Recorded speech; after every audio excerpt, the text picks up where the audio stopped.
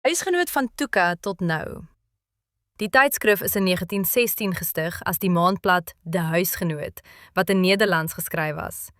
Die eerste tydskrif het 6 pennies of 5 sent gekos en het uit 26 bladsye bestaan. President Paul Kruger was op die voorblad en die hoofartikel was 'n lewensskets van die president. Die eerste advertensie in daardie uitgawe was van Stadefoods. Kleur is vir die eerste keer in swart, blou en rooi gedruk in die uitgawe van 2 Januarie 1931. In die uitgawe van 29 Mei 1936 is televisie vir die eerste keer genoem. 40 jaar voordat die SAIK televisie in Suid-Afrika bekend gestel het.